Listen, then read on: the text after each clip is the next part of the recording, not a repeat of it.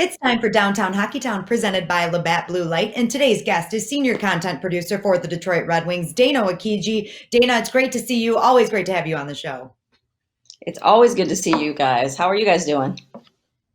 Oh, Very we're good. great. I'm hanging in there. I'm getting ready for sports to come back. We've got baseball starting up and hockey next week, so it's going to be a good week here. And mentioning hockey's coming back, Dana, let's talk about this 2014 playoff and this play-in round that we're going to see starting next Saturday. There's a lot of intriguing matchups, and even though the Red Wings aren't going to be in it, is there any matchup specifically that you're looking forward to watching, or any specific team?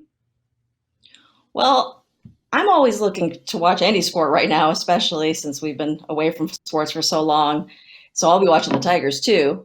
We have to look at all these teams and see who we should be rooting for because some of the teams have players from Michigan, some teams have players that went to Michigan, like Art, and some went to Michigan State. So, and so there are some people who also used to play for the Red Wings, like Tomas Tatar, who plays for the Montreal Canadiens. So maybe we root for Montreal. But then, as Art pointed out, but that would mean that the Penguins would be eliminated and they would probably get Lafreniere. So, forget that. Don't get me started on that draft lottery, Dana. You know how that'll take this whole thing in an ugly direction. Oh, don't I know it? My husband's convinced that somehow the Blackhawks are going to get Lafreniere, and I'm like, it could happen. Anyway, with that said, there are some really interesting matchups. It appears that this is going to get started. It's going to work. It all begins on Saturday, August 1st. And what I really like about this, and I'm going to have to juggle my schedule between Tigers and all this hockey, there's 5 games a day for like the foreseeable future once it starts. It starts at noontime or 1 o'clock, and the last game begins at 10:30. I don't sleep anyway, but my gosh, this is going to be a cornucopia of hockey. I mean, if you're a hockey fan and missed it, regardless, unfortunately the Wings aren't in it, there's going to be a lot of good high-end hockey here in a very short period of time. So what do you think who's going to have the advantage? Is it going to be the forwards, the D, goalies? I mean, it's hard to determine, with all this long layoff, who's going to have that kind of advantage. I would say goaltending. I really would. I would go, if you have a really hot goalie, he can make up for a lot of teams' mistakes, and he can certainly steal not only a game but a series, especially these 3 out of 5. I think that's why everyone's definitely afraid if Carey Price gets hot in the Pittsburgh Montreal series. Before you know it, boom, the Penguins are out of it, and then they have like a 12.5% to get the number 1 pick, the team with the 7th best record in the league. So, I mean, I would go that way, but I think what's great about this is that each series will have its own individual storyline. I don't think there's going to be something that permeates throughout the league that the best defensive teams are going to have an advantage. It all depends on what these guys did for these last 4 months. Were they sitting around, as Steve Yzerman likes to say, eating bonbons, or were they actually working out? So, it's really, really intriguing. I can't wait to see it. Talking about teams that we should root for, obviously the Edmonton Oilers, they have a great lineup as it is. They're one of the best teams in the NHL, arguably the best, and they've got Connor McDavid, Leon Draisaitl. You got to think they're going to make a run deep into this playoff, but we also have Ken Holland there now, who is former Red Wings general manager, and that's got to be somebody that we're always rooting for. I will always root for Ken Holland. There's no doubt about that. But don't forget, Riley Sheahan also plays for that team, and so does Andreas Athanasiou. So those are 2 guys. And Mike Green, even though he opted out, he's still considered part of the Edmonton Oilers. So I would root for him too if he were playing. So those guys also. The only question I have about the Oilers is they don't have a ton of playoff experience, obviously. So maybe that works to their disadvantage in that, the Blackhawks do have a lot of playoff experience. The one thing they also do have is they're getting older, so maybe that works against the Blackhawks. So We'll see. I think one of the interesting storylines I'm looking forward to seeing is kind of the emotional boost that the Philadelphia Flyers get from having Oscar Lindblom come back, and they just signed him to a new deal, and he's cancer free. So I think everybody was rooting for him. So it'll be curious to see how they rally around him now that he's back. when I look at it, and I know I'm obsessed with this Montreal-Pittsburgh series, but let's be honest. Whoever loses that is going to end up probably getting the number 1 pick, which either way you look at it, screws the Red Wings. It's either Montreal that's in their division or it's the Penguins. I mean, can't both of those teams just advance and get out of the lottery? Can't we somehow? I mean, it makes us about as much sense as the lottery made. But with that said, when you look at it and you break it down, I guess the team that I really, really want to see win the Stanley Cup, and I know Edmonton's interesting because of Ken Holland, who's a great guy. Mike Green's a good guy. Andreas Athanasiou was a pretty good guy, when it's all said and done. A little flaky And at that's times. your Greek but who isn't? connection. Well, right. That's what I was going to say. Last name's German. You got Dreisaitl. And then, Athanasiou is as Greek as it can get, at least the last name.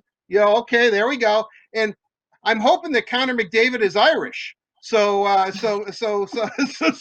maybe. So that's my 3 bloodlines there. I'm real shallow. That's who I'm rooting for. I'm rooting for Edmonton. And Ken Holland's the topper. But with all that said, I really think the team that I really like and the team I really want to do well is the Winnipeg Jets. I know they got a tough one in Calgary. I think that's going to be a really good series. 3 out of 5, these things are going to be over quickly. Trust me. But especially with Kyle Connor, University of Michigan, from Michigan. Connor Hellebuck, who has great hair. He's a Vezina Trophy finalist in that. And then Andrew Kopp, a native Ann Arbor, University of Michigan guy, who really has solidified himself in that lineup. So, I guess emotionally I'll be with Winnipeg. And most of my family will be rooting for all the bloodline connections that the Edmonton Oilers have. But when it's all said and done, I still think the team that's going to win this all is going to be Vegas because of Marc-Andre Fleury. Yes. I think Marc-Andre Fleury is going to be the difference maker. Mark my words, here on the 23rd of July. I've already picked it. Stanley Cup winner, Vegas Golden Knights. Well, that's a good pick. I mean, Marc-Andre Fleury has won the cup, so we know how great he is. But what about another team that we could root for is the Dallas Stars. They have Jim Nill, who's a former Red Wings assistant GM, great guy. And Todd Nelson, who was the Griffins head coach when they won the Calder Cup. He's an assistant coach on that team. They've got Tyler Seguin, who's a former Plymouth Whaler. I know the Plymouth Whalers don't exist anymore, but I remember interviewing him when he was 18 years old, right before the draft. In all seriousness, Toronto has Columbus. I think that is going to be a fascinating series too, how that can end up playing out, because there's a lot of pressure on the Leafs, as we know. Sheldon Keefe, the new coach, they had some transition, but Columbus is one of those teams. When you have a John Tortorella coach team, hey, anything can happen. And, and I really love going down to Columbus where they have to root for the Blue Jackets. And we know how much they hate blue. Dana, before we let you go, let me ask you about this too. Art mentioned the Blue Jackets, and just last season, they knocked the Tampa Bay Lightning, who was a heavy cup favorite, President's Trophy winner last season. And what do you think they're going to do in this new playoff format? Do you think it's going to benefit them, or do you think they're going to struggle again? Well, we're going to see. It depends on, with Columbus, they have great defense. Like they've got Zach Werenski, Grosse Pointe. They've got Seth Jones, another great all-star player. And so, how good their goalies are, we'll wait and see after the long layoff. And Tampa Bay, they have a lot to prove. So they probably have a huge chip on their shoulder, and they just cannot wait. They're probably chomping at the bit. You saw that video they made as soon as they were allowed to get back on the ice together. They were all on their jet skis getting ready to go play. So, and Vasilevsky, when he's hot, well, the Wings still haven't beaten him, I don't think. So, he's a fantastic goalie. They've got so much scoring. They got Kucherov, they got Stamkos, they got Point. I mean, Tyler Johnson, it goes on and on. So they have all the pieces they need, and a lot of people are picking them. So we'll see if they can finally break through this time. One final question for you. We've talked about a lot of teams here, but we haven't heard your picks. who's going to make it to the Stanley Cup Finals and who's ultimately going to win the Stanley Cup? Ultimately going to win the Stanley Cup. God, it's so hard without knowing in advance who's going to stay healthy. But I actually am going to pick the Flyers because of the whole emotional thing. I'm going to go with the emotion thing. And then from the Western Conference, I'm going to go with Colorado, even though nobody wants to see Colorado win, but they're a great team.